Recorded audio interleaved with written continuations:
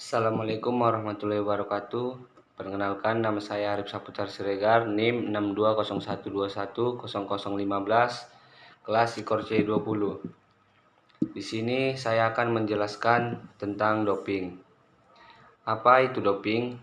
Doping yaitu berasal dari kata dop atau berasal dari bahasa suku Kaven di Afrika Selatan, yang berarti minuman keras berkonsentrasi tinggi dari campuran akar-akar tumbuhan yang dipakai masyarakat setempat sebagai perangsang pada acara-acara trans pada budaya setempat. Kata doping dalam bahasa Inggris zat campuran opium dan narkotika untuk perangsang. Adapun macam-macam doping yaitu stimulan, analgesik, anabolik steroid, penghalang beta, diuretika, peptid hormon, suntikan, eritropoietin dan menyuntikkan darah, dan yang terakhir manipulasi farmakologik, kimia, dan fisika. Yang pertama yaitu stimulan. Stimulan adalah obat yang digunakan untuk meningkatkan aktivitas fisik dan kewaspadaan dengan meningkatkan gerak jantung dan pernapasan serta meningkatkan fungsi otak. Dengan bekerja pada sistem saraf pusat, stimulan bisa merangsang tubuh baik secara mental maupun fisik. Yang contohnya yaitu adalah adrafinil, kokain, modafinil, pemolin, selegilin, yang dilarang karena dapat merangsang pikiran atau tubuh, sehingga meningkatkan kinerja dan memberi atlet keuntungan yang tidak adil. Yang kedua yaitu narkotik analgesik. Analgesik narkotik biasanya mengambil bentuk obat penghilang rasa sakit yang bekerja pada otak dan sumsum tulang belakang untuk mengobati rasa sakit yang terkait dengan stimulus yang menyakitkan. Contohnya yaitu buprenorfin, dextroramid, heroin, morfin, petidin analgesik narkotik. Dan yang ketiga yaitu cannabinoids adalah bahan kimia psikoaktif berasal dari tanaman ganja yang menyebabkan perasaan relaksasi. Yang contohnya adalah hashish, minyak hashish, marijuana. Marijuana umumnya tidak dianggap meningkatkan kinerja tapi dilarang karena penggunaan merusak citra olahraga. Ada juga faktor keamanan terlibat karena penggunaan ganja dapat melemahkan kemampuan atlet sehingga mengorbankan keselamatan atlet dan pesaing-pesaing lainnya. Yang keempat yaitu anabolic agents. Anabolik steroid androgenik adalah versi sinetis dari hormon testosteron. Testosteron adalah hormon kelamin laki-laki, ditemukan dalam jumlah besar pada kebanyakan laki-laki dan di beberapa perempuan. Anabolik steroid androgenik masuk ke dalam salah satu dari dua kategori. Steroid eksogen adalah substansi yang tidak mampu diproduksi oleh tubuh secara alami, dan steroid dogen adalah yang secara alami. Contohnya steroid eksogen adalah drostanolon, metenolon, dan oxandrolon. Sedangkan contoh steroid dengan adalah androstenediol atau andro, dehydroepiandrosterone atau DEA, dan testosteron. Peptides hormones. Hormon peptides adalah zat yang diproduksi oleh kelenjar dalam tubuh dan setelah beredar melalui darah dapat mempengaruhi organ-organ dan jaringan lain untuk mengubah fungsi tubuh.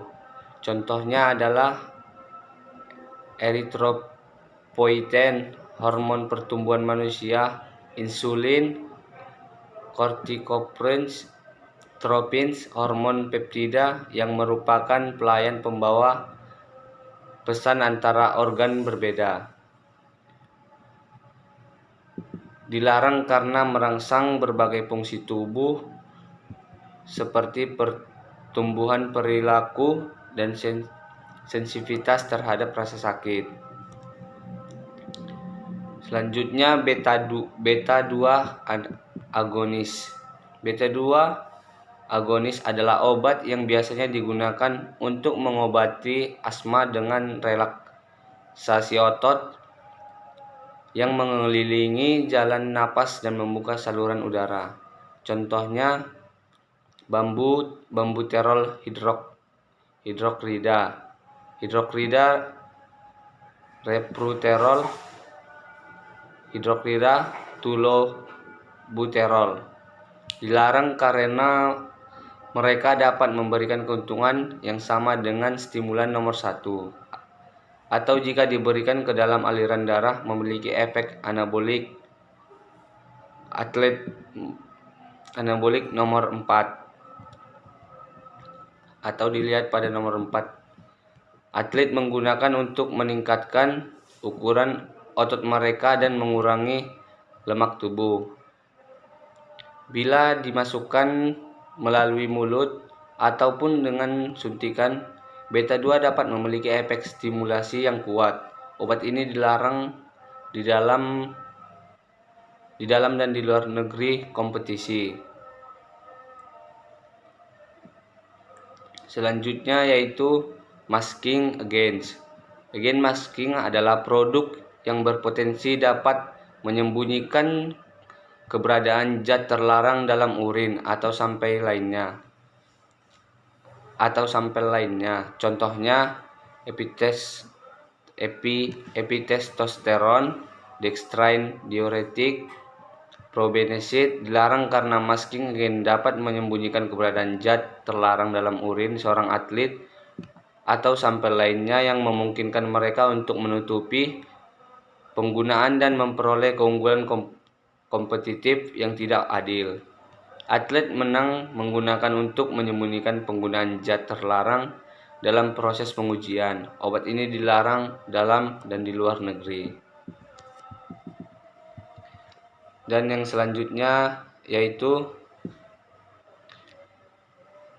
glucocorticosteroids. Dalam pengobatan konvensional, glucocorticosteroid digunakan terutama sebagai obat anti-inflamasi dan untuk meringankan rasa sakit. Mereka umumnya digunakan untuk mengobati asma, demam, peradangan jaringan, dan rheumatoid arthritis. Contohnya dexamethasone, fluticasone, prednisone, triamcinolone, acetonide, dan rolfenoid.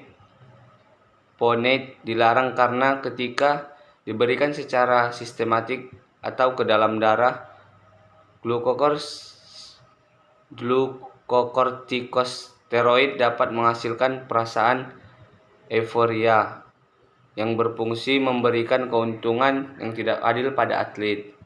Atlet menggunakannya biasanya untuk menutupi rasa sakit yang dirasakan dari cedera dan penyakit. Obat ini dilarang di dalam kompetisi saja. Dan selanjutnya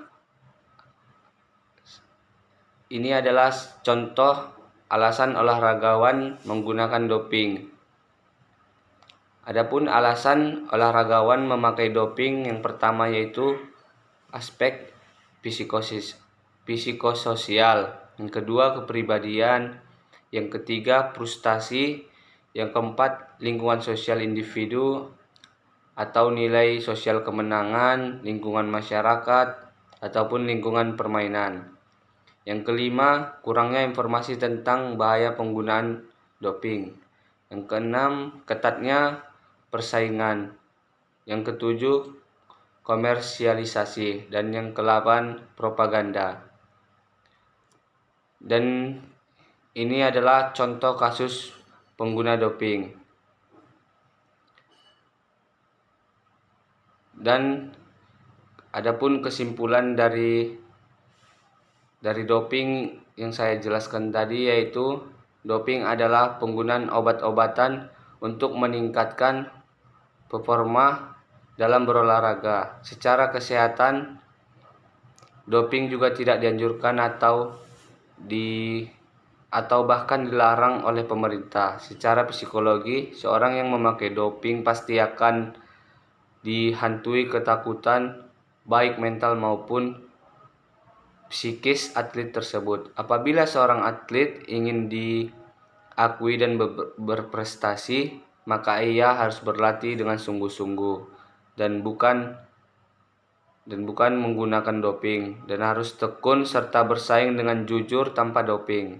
Karena doping hanya akan menjerumuskan dan merusak tubuh, serta bila atlet diketahui menggunakan doping, maka akan